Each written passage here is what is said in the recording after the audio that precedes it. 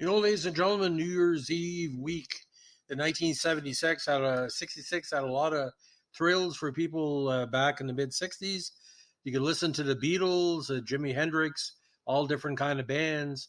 But there was an episode of Star Trek that was beloved ever since it appeared because it was sort of like, a fun, no pun intended, trek into an alternate reality for the crew of the Enterprise. It's called Shore Leave. Now, this is the 15th episode of the first season of Star Trek. It's written by the great Theodore Sturgeon and directed by Robert Spar. It first aired on December 29, 66 in the States, but in Canada and some jurisdictions was shown New Year's Eve. In the episode, the crew of the Enterprise visits a bizarre planet where the fantasies of the landing party become reality. Now, this one, the USS Enterprise arrives at a planet in the Omicron Delta system. Scans reveal the planet is congenial, but there is no animal or insect life of any sort. The crew is exhausted after 3 months of operations, and of course, this is after the infamous battle against the Romulans. So Captain Kirk announces shore leave for off-duty personnel, but first he orders survey parties to scout the planet. Now, Dr. McCoy and Lieutenant Sulu form one survey party to find a truly beautiful and peaceful planet. McCoy calls Kirk to report that he had seen an anthropomorphic white rabbit, and that a moment later, Alice from Alice in Wonderland appeared and asked McCoy if the rabbit had passed by. McCoy basically saying to Kirk, I must tell you, if I saw that, I'd probably gone crazy. Kirk disbelieves this, thinking that McCoy is using a ruse to try to get Kirk to also take shore leave, which Kirk has said that he didn't need. Science officer Spock persuades Kirk to beam down by pointing out that his physical fitness report shows that his performance has deteriorated. After Kirk and his yeoman, Tanya Barrows, beam down, very statuesque yeoman, kind of replacing what Grace Lee Whitney would have done. McCoy shows Kirk the tracks of a large rabbit. Elsewhere, Sulu finds and fires a cold police-positive revolver, which was big in his memory as a gun collector. Then Yeoman Barrows reports that she was attacked by Don Juan. Her uniform is torn and she's almost raped. Kirk is briefly accosted by someone called Finnegan, a cocky practical joker who tormented Kirk during his academy days, and meets Ruth, a former girlfriend. Sulu is eventually attacked by a katana-wielding samurai and reports that his phaser didn't work. Kirk also finds that his phaser isn't working. Kirk orders a halt to the shore leave before any personnel have been beamed down. Spock reports that the planet is emitting a force field that is drawing energy from the ship's engines and disrupting communications. The energy pattern suggests industrial activity. So we're setting it up that McCoy doesn't know what's going on, Sulu doesn't know what's going on, Yeoman Barrows, Kirk, and are wondering, is it congenial or is it dangerous? Now, Spock beams down to gather sensor readings as communications between the ship and planet degrade, stranding Spock with Kirk and survey parties on the planet with no means of communicating with the ship. There's also a couple that get strafed by planes at one point. They're not murdered, but it's kind of funny. She hits a tree, is knocked out, and her cohort thinks she's dead. Now, after McCoy asks Yeoman Barrows to change into a medieval dress, a knight on horseback charges them. McCoy protects her, but is impaled by the lance and killed. Kirk shoots the knight with Sulu's revolver. Kirk and Spock analyze the knight's body. It's composed of the same material as the planet's vegetation. And this one, of course, the World War II fighter plane strafes the landing party during the commotion, and the bodies of Dr. McCoy and the knight vanish. Spock eventually asks Kirk what was on his mind before his vision of Finnegan, and he solves the mystery. Kirk says he was thinking of his academy days. As Spock expects, Finnegan reappears.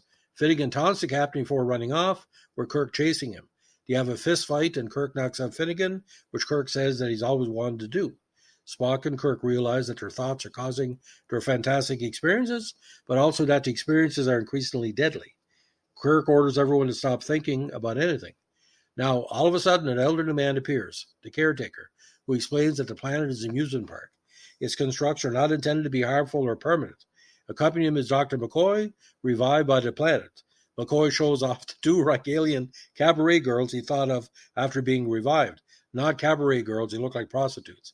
The caretaker apologizes for the misunderstandings and offers the planet services for the Enterprise crew, cautioning that they must choose their amusements carefully. Kirk accepts the offer as Root reappears and authorizes the crew Like I said, he authorizes the crew to beam down. Now, this is an episode full of fun, full of danger, full of mystery, but we know something is going on. But the term amusement park, how Spock was doing it, it was like a Vulcan's interpretation of what, humans were into. But back in the day, literally, when you went to an amusement park, you could do all kind of stuff. You could do the rides, you could play bingo, you could do the games of chance. You could try to win.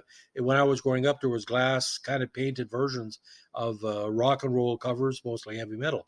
Do all kind of stuff, and that's why this appealed to a lot of people. But there's a lot of problems with this episode. Like I said, Yeoman Barrows is almost raped not once but twice. The cabaret girl showing up pretty well as prostitutes, sort of like with the man trap blonde that eventually sucks this after the guy that thought about her. There's a lot of parallels to what you call mind control or mind thoughts.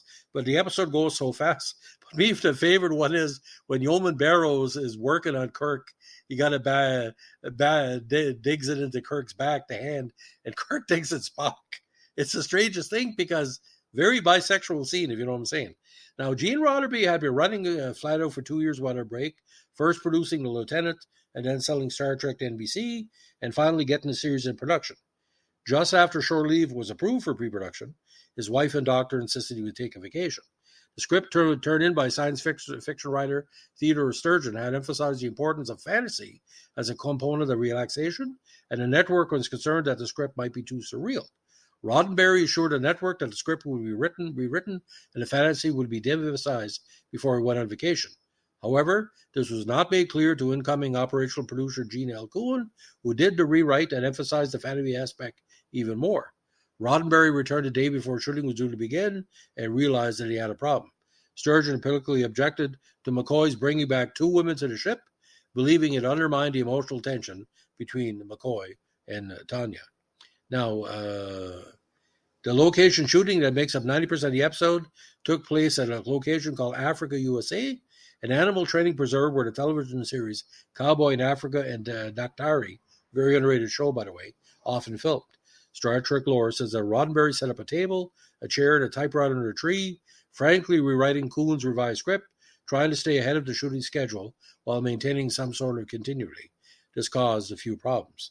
Even with Roddenberry's rewriting, many of Coon's and Sturgeon's fantasy aspects remained, from an encounter with a samurai to meeting a tiger, though the idea of Kirk wrestling a tiger was deleted, initially to annoyance, but later to the relief of William Shatner, and a scene using an elephant was cut before filming. Greg Peters, newly promoted to rank of assistant director, had been detailed to take care of the elephant. During the shoot, the cast and crew teased about the pachyderm, asking him when it would be used. For many years thereafter, when Peters attended Star Trek conventions, the fans would greet him with a chorus of, "Say, Greg, when do we get to use your elephant?" And if you know the Twilight Zone story, you would have to get the elephant to crap and it'd be good for 2 hours. Now, Zach Handlin of the AV Club gave the episode an A- rating, describing it as a lot of fun and noting a strong hook to keep the camp from descending in self-parody. Hollywood Reporter rated Shore Leave the 82nd best episode of all Star Trek episodes. I would give it top 50 because it holds up, and Yeoman Barrows is always nice to look at. On 2018, Pop Matters ranked this the 14th best episode of the original series.